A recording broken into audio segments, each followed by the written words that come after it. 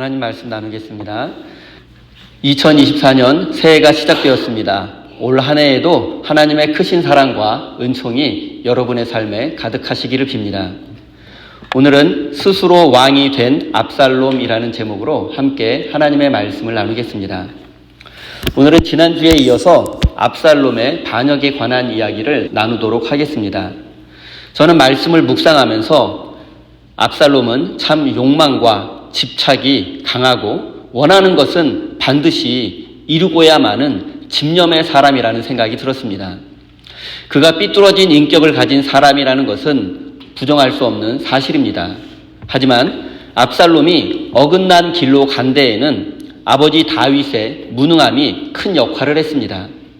애초에 다윗이 암논이 다말을 성폭행했을 때 그를 징계하고 다말을 잘 돌보아 주었더라면 압살롬이 앙심을 품지 않았을 것입니다. 그러나 다윗은 여동생을 성폭행한 큰아들 암논에게 아무런 징계도 하지 않았습니다. 그리고 이에 불만을 품은 압살롬이 2년간의 치밀한 계획을 통해서 결국 암논을 살해했습니다. 그는 이 사건으로 어머니의 나라 그술 왕국으로 도망가 3년 동안 망명 생활을 할 수밖에 없었습니다. 그리고 요압 장군의 중재로 예루살렘으로 돌아오기는 했지만 아버지 다윗은 압살롬을 끝내 용서해주지 않았고 냉정하게 대했습니다. 더군다나 압살롬은 자신보다 20살이나 어린 솔로몬이 차기 왕이 될 것이라는 소문을 듣고서 결국 반란을 준비하고 스스로 왕이 되려 했습니다. 만약 압살롬이 망명 생활을 마치고 예루살렘으로 돌아왔을 때 형 암논을 살해한 책임을 묻고 징계한 후에 진심으로 용서해 주었다면 압살롬은 징계를 달게 받고 회개했을지도 모릅니다. 결국 아버지 다윗의 애매모호한 태도로 인해서 압살롬은 앙심을 품게 되었고 결국 반란을 일으키게 되었습니다. 물론 압살롬의 권력에 대한 집착과 삐뚤어진 욕망이 근본적인 문제였지만 아버지 다윗이 삐뚤어진 아들에게 아무것도 하지 않은 것도 큰 역할을 했습니다. 다윗에게는 압살롬을 훈계하고 가르칠 기회가 여러 번 있었습니다. 하지만 그는 방관했고 아무것도 하지 않았습니다. 그러다 결국 압살롬은 아버지에게 용서받지 못했다는 마음과 인정받지 못했다는 생각에 결국 반란을 일으키고 말았습니다. 압살롬이 원했던 것은 아버지 다윗에게 인격적인 용서를 받는 것이었고 아버지 다윗에게 아들로 인정받는 것이었습니다. 그리고 아버지의 사랑을 원했습니다. 그에게는 아버지의 은혜와 자비가 필요했습니다. 그러나 다윗은 압살롬에게 필요한 것을 주지 않았습니다. 물론 다윗에게도 나름대로의 이유가 있었을 것입니다. 그러나 그 이유가 무엇이든 결과적으로 다윗은 압살롬을 용서하지 않았고 은혜를 베풀지 않았고 그 이면에는 자비를 베풀기를 거절하는 마음이 숨겨져 있었습니다. 그러나 생각해보면 다윗은 지금까지 하나님으로부터 엄청난 은혜와 용서를 받았습니다. 밧세바와의 불륜, 그리고 그녀의 남편 우리아를 살해한 것. 다윗은 물론 이 죄에 대한 대가를 치러야 했지만 하나님께 용서받았습니다. 그러나 그는 아들 압살롬을 용서해 주지는 않았습니다. 아버지에게 용서받지 못했다는 사실이 압살롬의 권력에 대한 욕망에 불을 지폈고 결국 반역의 씨앗이 되고 말았습니다. 저는 지금 다윗이 문제고 압살롬을 이해해 주자고 말씀드리는 것이 아닙니다. 누구라도 잘못을 할 수 있고 죄를 지을 수 있습니다. 그리고 그때 그 죄를 지적해주고 깨닫게 해주는 사람이 있어야 하고 죄인이 만약 회개한다면 용서받을 수 있어야 합니다. 그리고 때로는 먼저 용서받으면 진정한 회개가 일어나기도 합니다. 그래서 우리가 때로는 회개하지 않은 죄인을 먼저 용서해 주어야 할 때도 있습니다. 용서받아야 회개할 수 있기 때문입니다. 사랑하는 성도 여러분, 다윗과 압살롬의 이야기에서 잘잘못을 따지는 것은 어리석은 일입니다. 중요한 것은 하나님은 어떠한 죄인이라도 회개하면 용서해 주는 분이시고 우리가 받은 용서를 이웃에게 돌려 주어야 한다는 사실입니다. 7절과 8절을 읽겠습니다. 이렇게 4해가 지났을 때에 압살롬이 왕에게 아뢰었다. 제가 주님께 서원한 것이 있으니 헤브론으로 내려가서 저의 서원을 이루게 하여 주십시오. 이 종이 시리아의 구술에 머물 때에 주님께서 저를 다시 예루살렘으로 돌려 보내주시기만 한다면 제가 헤브론에 가서 주님께 예배를 드리겠다고 서원을 하였습니다. 아버지 다윗에게 용서받지 못하고 인정받지 못한 압살롬은 마음에 증오와 분노를 품고 반란을 계획했습니다. 그는 형 암논을 제거할 때 2년간 준비했지만 이번에는 4년 동안 치밀하게 반란을 준비했습니다. 압살롬은 말과 전차를 이끌고 50여 명이나 되는 호위병들의 호의를 받으며 백성들 앞에 위풍당당한 모습을 보여주었습니다. 또한 다윗에게 불만을 품은 세력과 손잡았고 백성들의 고충을 들어주며 백성들의 마음을 사로잡았습니다. 또한 다윗의 신하들 중에서도 상당수가 압살롬과 좋은 관계를 유지하고 있었고 또 이런 상황에서 어느 날 압살롬은 때가 왔다고 판단하게 되었고 반란을 시작하게 되었습니다. 그는 반란의 장소로 헤브론을 선택했습니다. 헤브론은 예루살렘에서 약 35km 정도 떨어진 곳에 위치했습니다. 그곳은 압살롬의 고향이기도 했으며 다윗이 유다 지파의 왕이 된 곳이기도 합니다. 그리고 다윗의 강력한 정치 기반이기도 했습니다. 그런데 압살롬이 아무런 이유도 없이 헤브론을 방문하는 것은 당시 상황에서 충분히 의심받을 수 있는 일이었습니다. 그래서 그에게는 헤브론을 방문할 수 있는 좋은 명분이 필요했습니다. 그리고 그는 그 명분을 만들어내기 위해서 거짓말을 했습니다. 압살롬은 다윗에게 자신이 구술 왕국에서 망명 생활을 할 때 만약 자신이 예루살렘으로 돌아가게 된다면 하나님께 예배 드릴 것이라고 서원했다고 말했습니다. 그래서 지금 헤브론에 가서 예배 드리고 싶다고 말했고 다윗은 아무런 의심 없이 허락해 주었습니다. 하지만 조금만 생각해보면 압살롬의 이야기는 너무나 의심스럽다라는 것을 알 수 있습니다. 그가 예루살렘에 온 지는 이미 7년이나 지났습니다. 그는 그 긴 시간 동안 하나님께 예배드리지 않다가 이제 와서 예배드리기 위해서 헤브론에 간다는 것은, 이제 와서 서원을 지키겠다는 것은 뭔가 수상합니다. 더군다나 하나님께 드린 서원은 최대한 빨리 실행에 옮겨야 했습니다. 만약 압살롬의 서원이 진실한 것이라면 그는 7년 전에 예배를 드려야 했습니다. 그리고 예배의 장소가 헤브론이라는 것도 의심스럽습니다. 역사가 요세푸스의 기록에 의하면 당시 헤브론에는 예배 장소가 있었던 것은 사실입니다. 하지만 당시 법궤가 모셔진 곳은 예루살렘이었으니 예배를 드리기 원한다면 멀리 갈 것이 아니라 예루살렘에서 드리는 것이 맞습니다. 그럼에도 불구하고 압살롬이 헤브론에 가서 예배 드리겠다라는 것은 아무리 생각해 보아도 수상한 일입니다. 그러나 다윗은 아무런 의심도 하지 않았고 압살롬이 헤브론으로 가는 것을 허락해 주었습니다. 아무리 생각해 보아도 다윗은 자식 문제에 있어서만큼은 지혜롭지 못했습니다. 훈계할 때 훈계하지 않았고 용서할 때 용서하지 않았고 징계할 때 징계하지 않았고 위로가 필요할 때 위로해 주지도 않았습니다. 다윗의 인생을 살펴보면 그는 뛰어난 전쟁 영웅이었으며 훌륭한 왕이었고 주변의 많은 신하들이 목숨을 바쳐 충성할 만큼 인격적이었고 인간관계도 뛰어났습니다. 그런데 그런 그가 이렇게 아들 압살롬과의 관계가 틀어진 것은 이해하기 어렵습니다. 다윗과 압살롬의 관계를 최고 권력자와 2인자의 관계로 생각해보면 이해가는 부분이 있습니다. 어쩌면 다윗은 그의 권력이 너무 빨리 아들에게 넘어가는 것을 원하지 않았을 수도 있습니다. 당시 압살롬은 누가 보아도 다윗의 실질적인 큰 아들이었고 백성들에게 인정받고 있었고 차기 왕위 계승권자처럼 보였을 것입니다. 하지만 장성한 압살롬이 차기 왕위 계승권자가 된다면 다윗은 그에게 빠른 시간 내에 왕위를 물려주어야만 합니다. 다윗에게는 그런 부담이 있었을 것입니다. 하지만 솔로몬은 다릅니다. 솔로몬은 아직 어린아이에 지나지 않습니다. 그가 자라서 왕위를 물려받으려면 아직 많은 시간이 남아 있습니다. 결국 넘겨주어야 할 권력이지만 죽을 때까지 권력을 놓고 싶지 않은 것이 인간의 본성이라면 다윗이 장성한 아들 압살롬보다는 어린 솔로몬을 왕위 계승권자로 선호한 것을 충분히 이해할 수 있습니다.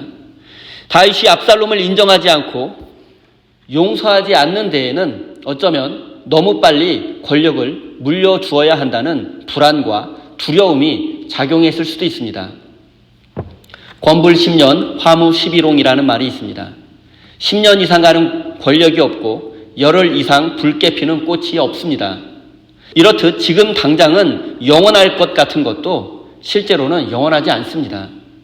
이 말은 권력을 지키려는 다윗과 그 권력을 차지하려는 압살롬 모두에게 해주고 싶은 말입니다. 사랑하는 성도 여러분, 여러분이 하나님께 사랑과 용서를 받았다면 그것을 조건 없이 이웃에게 돌려주십시오. 또한 세상에 영원한 것이 없음을 깨닫고 부와 성공에 대한 집착을 모두 내려놓고 영원한 하나님 나라를 추구하시기 바랍니다. 이제 압살롬의 거짓말에 대해서 조금 더 살펴보겠습니다. 그의 거짓말이 정말로 비겁한 이유는 바로 하나님께 예배 드리겠다라는 것을 핑계로 댔기 때문입니다. 무려 7년 동안이나 서원을 지키지 않다가 이제 와서 예배를 핑계로 헤브론에 가서 반란을 꾸미려고 하고 있는 것입니다. 예배 드리러 헤브론에 가겠다는 압살롬의 말은 어젯밤 꿈속에서 하나님께서 나에게 어디로 가라고 하셨다는 말과 똑같습니다. 하지만 그의 말은 새빨간 거짓말이고 자신의 욕망을 실현하기 위해서 하나님의 이름을 팔아먹은 것에 불과합니다. 압살롬은 하나님의 뜻을 빙자하고 하나님께 서원 갖는 것을 빙자해서 욕망을 추구하며 반역의 길로 나아가고 있습니다. 그리고 압살롬의 거짓말은 사실 오늘날 성도들의 삶에서도 반복되고 있습니다. 신앙생활을 하다 보면 하나님의 뜻이라고 하면서 자신의 이익을 챙기는 이기적인 사람들을 종종 보게 됩니다. 또 하나님께서 나에게만 말씀하셨다고 하면서 상대방의 잘못을 지적하고 회개를 요구하는 사람도 있습니다. 그리고 교회와 성도를 위한 것이라고 하면서 실제로는 자신의 뜻을 관철하려고 하는 사람도 있습니다. 또 많은 사람들이 모든 것이 하나님의 은혜라고 말하면서 실제로는 자신을 과시하고 은근히 자랑하는 사람도 있습니다. 여러분, 교회에서 신앙생활 하시면서 아마 이런 사람들 적지 않게 만나보셨을 것입니다. 하나님의 뜻이라고 우기면서 하나님이 나에게 말씀하셨다고 하면서 상대방 가슴을 후려파는 상책이 내는 이상한 이야기들 하면서 교회를 어지럽히고 성도들에게 상처를 주고 교회를 분열시키는 사람들, 실제로 교회에 적지 않습니다. 참 이런 사람들에게 속지 않는 지혜가 필요한 것 같아요. 하나님이 말씀하실 일이 있으면 왜 그분에게만 말씀하시겠습니까? 하나님이 계획이 있고 뜻이 있고 하나님의 섭리가 있으면 한 사람에게만 특별하게 꼭 집어서 이렇게 말씀하시는 게 아니라 여러 사람들에게 깨닫게 해줍니다. 교회 공동체가 한 방향으로 또 신앙을 성장하기 위해서는 하나님이 교회 공동체를 이끌어 가시고 교회 공동체를 통해서 역사하시는 것이지, 무당처럼 자기가 하나님의 말씀을 독점한 것처럼 자기 자신만 하나님의 뜻을 깨달은 것처럼, 여러분 다 새빨간 거짓말입니다. 여러분 그 사람의 열매를 보시면 알아요. 그 사람이 진짜인지 가짜인지, 그 사람의 말과 행동이 진짜 자기를 드러내고 자기를 자랑하고 위선인지 거짓인지 그 사람의 말과 행동이 맺는 열매를 보면 알 수 있습니다. 교회 공동체를 세워나가고 넘어진 사람을 일으켜 세워주고 소망을 잃은 사람에게 용기를 주고 그 사람을 통해서 하나님의 역사가 일어난다면 인정할 수 있고 하나님의 뜻이라고 말할 수 있지만, 그런 사람들을 통해서 성령의 역사와 하나님의 역사와는 정반대되는 일들만 일어나고 있다면 새빨간 거짓말이고 속아 넘어가서는 안 될 것입니다. 이런 사람들에게 하나님은 신앙의 대상이 아니라 자신의 목적을 이루기 위한 수단에 불과합니다. 압살롬에게 조그마한 믿음이라도 있었다면 서원을 지키겠다, 예배를 드리겠다라는 이런 말로 자신의 거짓을 포장하지는 않았을 것입니다. 사랑하는 성도 여러분, 어쩌면 우리에게도 압살롬과 같은 거짓과 위선이 있는지도 모르겠습니다. 어쩌면 우리는 압살롬보다 더 교묘하게 은근히 하나님을 이용해서 우리의 뜻을 이루고 관철시키며 살아왔는지도 모르겠습니다. 사랑하는 성도 여러분, 하나님은 언제나 우리의 믿음과 신앙의 대상이지 우리가 이용하고 사용할 수 있는 수단이 아니라는 사실을 가슴 깊이 새기시기 바랍니다. 10절, 11절입니다. 그러나 압살롬은 이스라엘의 모든 지파에게 첩자들을 보내서 나팔 소리가 나가든 압살롬이 헤브론에서 왕이 되었다 하고 외치라고 하였다. 그때 200명이 압살롬과 함께 예루살렘에서 헤브론으로 내려갔다. 그들은 손님으로 초청받은 것일 뿐이며 압살롬의 음모를 전혀 알지 못한 채로 그저 따라가기만 한 사람들이다. 이 말씀은 압살롬의 반란이 얼마나 치밀했는지를 보여주고 있습니다. 일단 헤브론을 반란의 장소로 선택한 것은 매우 지혜롭습니다. 헤브론은 그의 고향이기도 했지만 아버지 다윗이 유다 지파의 왕으로 세워진 곳이기도 합니다. 그러니까 헤브론은 왕을 배출한 정통성이 있는 도시였습니다. 또한 당시 헤브론 주민들은 다윗 정권으로부터 역차별받고 있다고 생각하고 있었습니다. 왜냐하면 자신들이 다윗을 왕으로 세웠는데 다윗이 예루살렘으로 수도를 옮기는 바람에 도시가 쇠퇴해가고 권력에서 멀어지게 되었다고 생각하게 되었습니다. 그런데 만약 이곳에서 압살롬이 왕이 된다면 다시 헤브론의 위상이 높아질 것이기 때문에 헤브론 주민들의 적극적인 협력을 기대할 수 있었습니다. 또 압살롬의 반란이 치밀한 계획이었다는 것을 보여주는 증거가 있습니다. 그것은 바로 다윗의 신하 200명과 함께 헤브론에 간 것입니다. 200명의 신하들은 압살롬이 헤브론에서 반란을 일으킬 것을 정확히 알지는 못했습니다. 압살롬이 반란군을 헤브론에 대기시켜 놓은 상황에서 압살롬의 반란을 반대하기는 쉽지 않습니다. 그리고 헤브론 주민들에게는 다윗의 신하 200명이 압살롬과 함께하는 것 그 자체가 이미 대세가 압살롬에게 기울었다라는 것을 보여주는 강력한 증거가 되기도 했을 것입니다.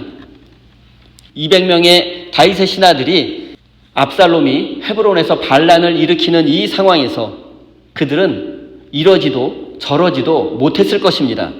하지만 그들이 압살롬과 함께 그 장소에 있는 것만으로도 압살롬은 백성들에게 많은 것을 보여주고 암시할 수 있었습니다. 백성들은 다윗의 신하들이 이미 압살롬과 한편이 되었다고 충분히 생각할 수 있는 상황입니다. 그리고 이 200명의 신하들이 다윗을 완전히 배반한 것은 아니지만 그들은 평소 다윗에게 불만을 가지고 있었고 다윗을 불신하는 자들이었습니다. 물론 그들은 압살롬과도 친분이 있었습니다. 이들은 압살롬의 반역에 적극 가담하지는 않았지만 만약 반란이 성공하게 된다면 압살롬이 정부를 꾸릴 때 중요한 역할을 맡을 수 있는 사람들이었습니다. 압살롬은 지난 4년 동안 치밀하게 반란을 준비하며 이들과 좋은 관계를 맺기 위해 노력했고 자신을 도울 가능성이 높은 자들 200명을 미리 준비한 것입니다. 200명을 속이고 그들을 자신의 반란에 가담시킨 것은 분명 압살롬의 교활함이지만 그에게 속아 넘어가 이용당한 그들도 할 말이 없습니다. 그들은 평소 압살롬과 교제하면서 그가 정의롭지도 신실하지도 못하다는 사실을 잘 알고 있었을 것입니다. 그럼에도 그런 그들이 압살롬이 함께 예배 드리러 가자고 했을 때에 거절하지 않은 것은 그들은 어느 정도 마음이 압살롬에게 기울어져 있었다는 것을 보여주는 것이기도 합니다. 하지만 그들의 입장에서 생각해 보면 200명의 신하들이 사실 다윗의 큰아들 실질적인 큰아들 압살롬의 초대를 거절하기도 어려웠던 것은 사실입니다. 그리고 그 결과는 반란의 길에 참여하게 된 것입니다. 그들은 믿음이 없는 자가 예배 드리러 가자고 했을 때 단호히 거절해야만 했습니다. 평소 압살롬의 말과 행동, 그의 행실을 보고서 그가 수많은 200명이나 되는 신하들과 함께 헤브론에 가자고 했을 때 뭔가 꿍꿍이가 있을 것을 알아차리고 즉시 거절할 수 있어야 했습니다. 그렇지 않으면 그들은 압살롬의 악한 계획에 이용당할 뿐입니다. 많은 사람들이 불편하고 부담스러운 부탁이나 초대를 받았을 때 거절하지 못하고 큰 어려움을 겪는 경우가 많습니다. 그리고 부담스럽고 불편한 부탁이나 초대는 여러분 단호히 거절할 수 있어야 합니다. 더군다나 평소 말과 행동이 일치하지 않고 믿음과 삶이 일치하지 않는 사람의 불편한 초대, 불편한 부탁은 당연히 거절할 수 있어야 합니다. 그들을 위해 기도하고 섬기는 것은 그리스도인으로서 마땅히 할 수 있는 일이지만 그들에게 이용당하거나 그들과 한편이 되어서 악을 행하는 것은 있어서는 안 되는 것입니다.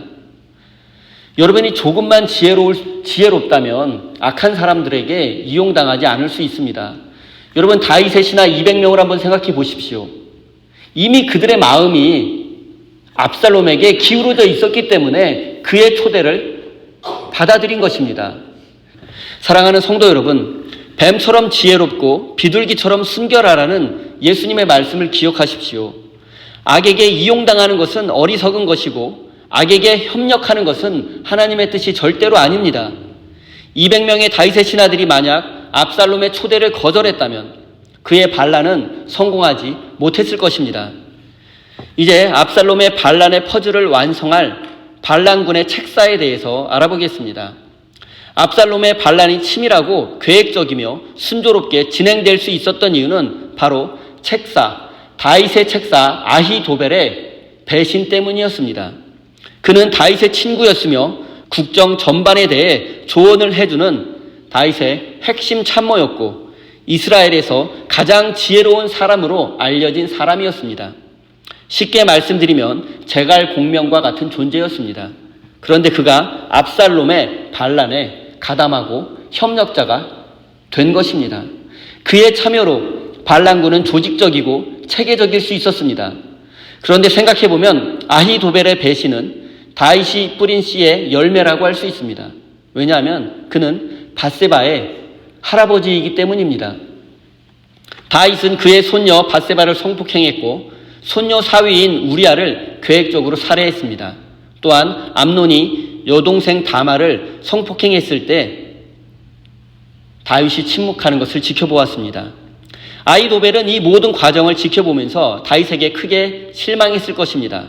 그리고 암논을 살해하고 무능한 다윗 정부의 반기를 든 압살롬 편에 서게 되었습니다. 그는 압살롬을 도와줌으로써 개인적으로는 손녀의 원수를 갚고 공적으로는 부패한 이스라엘을 새롭게 할 수 있다고 믿었습니다. 압살롬은 이렇게 철저히 반란을 준비했고 계획대로 헤브론에서 스스로 왕이 되었음을 선포했고 온 이스라엘에 전령을 보내서 이 사실을 알렸습니다. 그리고 사무엘서 기자는 반란 세력이 점점 커져가고 많은 백성들이 그를 따르게 되었다고 기록하고 있습니다. 압살롬의 반란이 성공한 것처럼 보입니다. 백성들은 압살롬의 위풍당당한 모습, 그를 따르는 많은 군사들, 그리고 200명의 신하들과 다윗의 책사 아히도벨까지 압살롬과 함께하는 모습을 보고서 이미 대세는 압살롬에게 기울었다고 생각할 수밖에 없었습니다.